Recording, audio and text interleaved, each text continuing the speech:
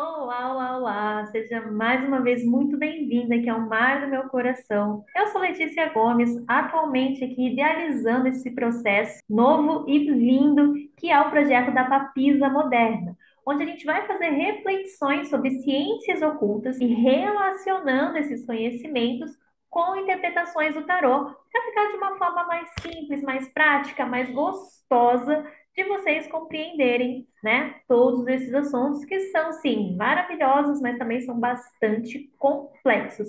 Exige que a gente faça um esforço mental, né?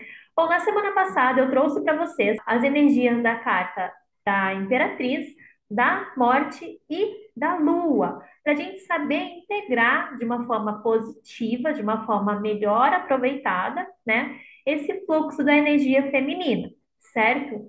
E também trouxe para vocês lá no Instagram o início, o prefácio do que é essa energia mais escura que geralmente a gente nega da nossa psique feminina, que é a energia de Lilith, que é a energia que está ligada ali à carta da morte. Eu vou deixar aqui no izinho para vocês. E agora, nesse vídeo, a pedidos, vamos conhecer melhor a energia Lilith que habita em você também. Em primeiro momento, antes de tudo, eu quero muito mesmo recomendar que vocês façam a leitura deste livro aqui, tá? O livro de Lilith da doutora Bárbara Black Kultov, que é PhD. Essa saga tá muito boa e ela tá trazendo a questão arquetípica, né? Assim como Clarissa Pinkola Estes começa no Correndo com as Lobas, né? E aqui a gente tem o livro de Lilith, que é o resgate do lado sombrio do feminino universal. É essa questão arquetípica também, tá bom? O livro de Lilith, ele vai trazer muitas histórias que estão contidas no Zohar, que é a escritura, o registro mais antigo que a gente tem, e que fala mais sobre essa questão da energia feminina, como ela foi interpretada e como ela foi se desenvolvendo ali do Oriente Médio até vir para cá, tá bom? A gente começa entendendo a energia de Lilith dentro do mito da diminuição da Lua, que eu vou trazer em um outro vídeo se vocês se interessarem em saber sobre esse mito, tá bom? Depois que a gente entende essa diminuição da Lua, né, Lilith, ela se torna ou ela representa a qualidade feminina rejeitada. Então, quais são os adjetivos que Lilith sempre vai carregar com ela, né? Que é esse lado sombrio do feminino. Ela é a bruxa sedutora, ela é o sucubo mortal, ela é a mãe estranguladora, é aquela mãe que não quer cuidar das crianças, né? Ela é a noiva do diabo, etc, etc, etc. Tudo isso que a gente sempre está acostumada a ouvir sobre a energia feminina, certo? Uma coisa que é interessante a gente perceber é que Lilith, ela acaba sendo a representação do desejo sexual de Adão. E ela se recusa, né, a estar em submissão ao homem. E a partir disso, então, ela se revolta, se afasta, porque ela já veio diminuindo seu tamanho para caber até aquilo. E de repente ela precisa se comparar com uma outra energia que para ela é muito inferior a ela, né? Mas tem que entender o mito da diminuição da Lua para entender muito bem ilustrada essa parte que eu estou resumindo aqui para você. Então, ela se afasta, ela se exila, ela corre para o deserto, que é sempre o território de Lilith, o deserto, e Deus então cria Eva. E Eva, ela vai ser a mãe de todas as criaturas vivas, no lugar de Lilith. Lilith tinha esse nome, esse cargo, né? E Eva vem então sendo tudo aquilo que Lilith não era, se tornando a mãe e serviçal do homem, né, de Adão. Então Adão sempre fica nesse jogo, né, de desejar Eva e desejar Lilith. Ele se sente mais confortável com Eva, mas ele quer muito ardentemente Lilith, porque, enfim, é todo esse rolê, né? Leiam um livro, por favor, que é muito interessante, tá baratinho, tá? Eu acho que eu não paguei nem R$ 50 nele, é super válido esse valor. É um conhecimento muito bom para toda mulher que está ali buscando crescer na sua individuação, tá bom? Bom, então, justamente falando sobre esse processo de individuação das mulheres. Lilith, ela é a sombra, ela é aquele lado escuro do nosso eu, aquele lado que foi sempre rejeitado, sempre renegado, sempre julgado, certo? Então é aquele lado que a gente vai deixando para trás em prol das outras pessoas, porque quem está aqui para a vida e aceita é a Eva. E aí a gente acaba se colocando nesse papel de Eva para ser reconhecida, para ser um pouco amada e assim por diante. Então, Lilith vai resgatar, né? Ela tem esse aspecto do instinto feminino. e do terreno feminino também, né? Porque quando Lilith se impõe, ela está decidida, ela está definida e ela precisa que as coisas aconteçam daquela forma para que ela se sinta bem. Então, Lilith não é bem aceita por causa disso, mas ela tá ali, ó, firmando o terreno dela, o espaço dela, tá bom? E é por isso que a gente precisa integrar esse lado Lilith, né? Para a gente acessar o livre espírito da mulher, a gente se sentir realmente nós mesmas, sabendo que não tem nada de errado em a gente ter os nossos desejos, em a gente ter as nossas vontades, em a gente ter o nosso espaço, e não ficar cedendo o tempo todo. Bem como também a gente não pode só ser isso, né? Só é do meu jeito, só você cede para mim, só eu quero e só isso. A gente tem que saber equilibrar Eva e Lilith, mas para fazer essa harmonização dessas energias, a gente precisa reconhecer o nosso lado mais Lilith, certo? Bom, então essa necessidade que Lilith tem de se expressar, de se impor, de se movimentar e sair por aí livremente, né? Essa necessidade representa a necessidade da mulher de se sentir livre, de ter autonomia, de poder caminhar por onde ela quiser caminhar, de tomar as próprias decisões sem influências, sem que as pessoas julguem, sem que as pessoas falem, né? Porque tudo é culpa da mulher, tudo é culpa da mãe e assim por diante. Então, como a gente faz esse processo? Como a gente faz essa assimilação? Como a gente encontra o nosso espírito livre que habita ali escondido nas forças de Lilith? A gente faz a individuação. E o processo da individuação, ele não é fácil, ele não é tranquilo, ele é desafiador, assim como o deserto. Sabe aquela música da Zélia Duncan? Acho que é Catedral, que fala: o deserto que eu atravessei, ninguém me viu passar, estranha e só, nem pude ver que o tempo é maior. Olhei pra mim, sabe? Essa música representa muito o processo de individuação, representa bastante também essa questão de se colocar no deserto que Lilith fez, porque quando ela se afasta de Adão, é para lá que ela vai. Aí ela vai ficar sozinha, ela vai entender o que está acontecendo, ela vai refletir.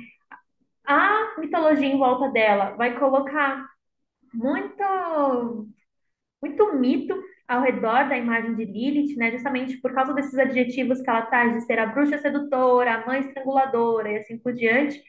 Mas a gente tem que encontrar a nossa Lilith, o que que a nossa mulher selvagem, instintiva, que foi sempre renegada, sempre abafada aqui dentro da gente, está pedindo para a gente trazer aqui para fora, né? Porque a gente precisa bastante disso no processo de individuação da mulher. Então, esse é o movimento iniciático da bruxaria, do autoconhecimento, daquela pessoa que quer se desenvolver, tanto no plano terreno quanto espiritualmente também, né? Você precisa ir para esse deserto, você precisa ter coragem para estar em solitude, porque perceba, solitude é diferente de solidão, uma coisa diferente da outra. Solitude, apesar de ser uma palavra meio batida, né, meio chata das pessoas falando, somente por conta de Osho e tudo mais, né, dessa onda de Osho, mas a solitude é a atitude de estar só.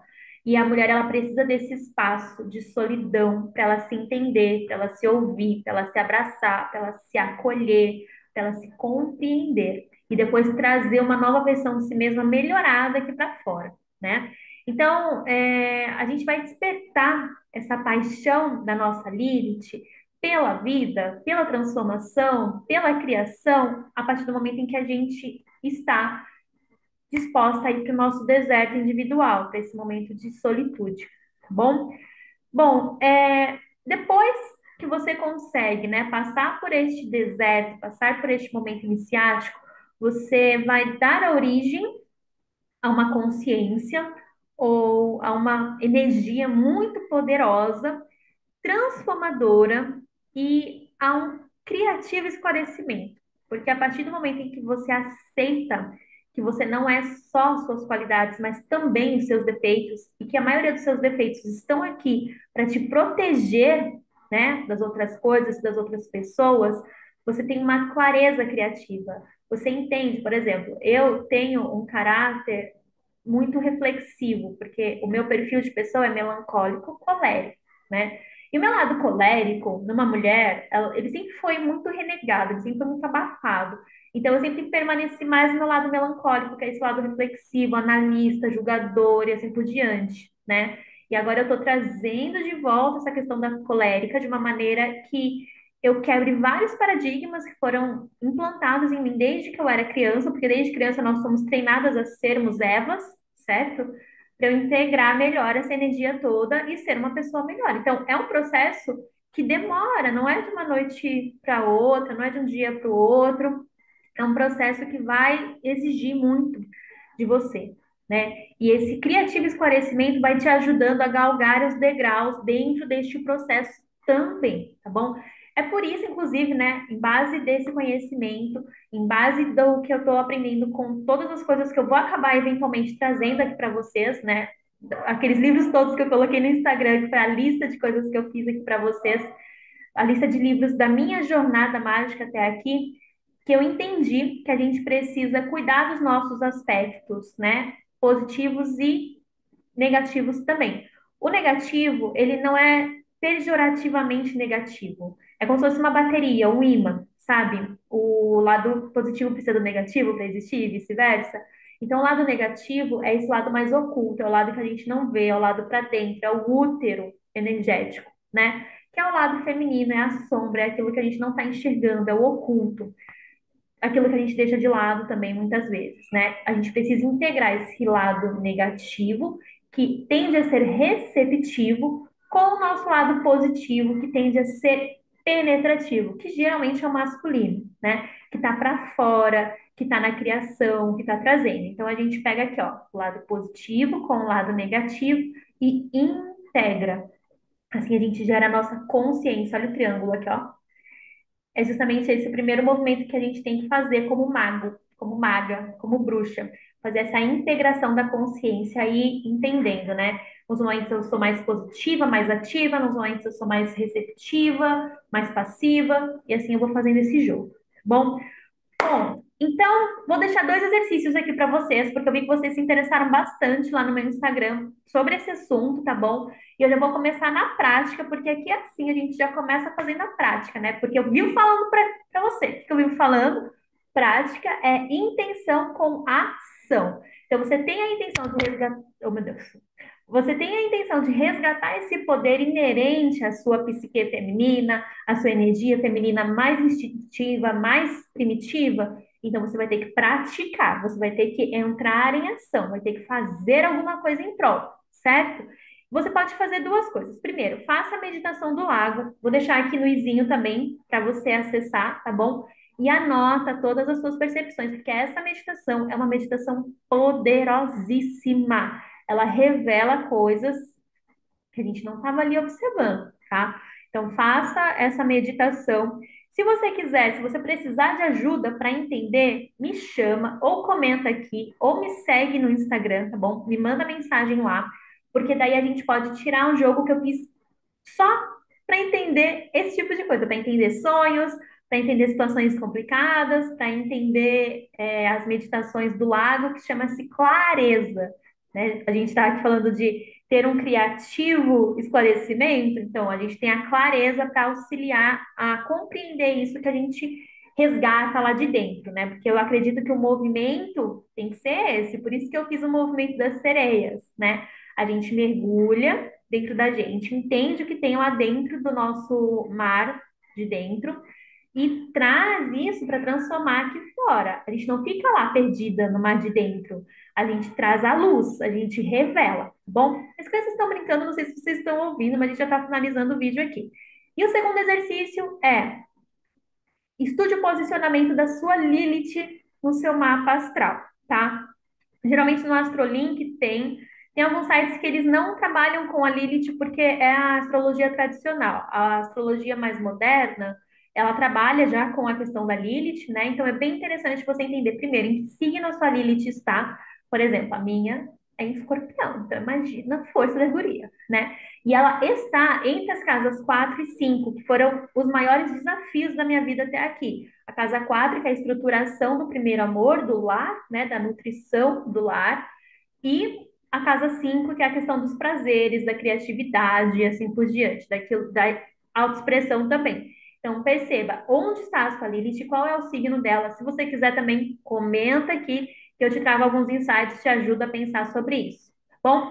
E é isso, esse era o vídeo de hoje. Muito obrigada por estar aqui. Deixe o seu joinha aqui embaixo, compartilha com quem você sabe que gosta desse tipo de assunto, porque quanto mais gente souber, mais mulheres se libertam, mais o mundo fica cada vez mais feminino, porque a gente está precisando muito de energia feminina por aí, energia do poder feminino, tá? De autonomia feminina. Então compartilhe, espalhe essa mensagem, curta para o YouTube mesmo, né? Espalhar essa mensagem para outras pessoas.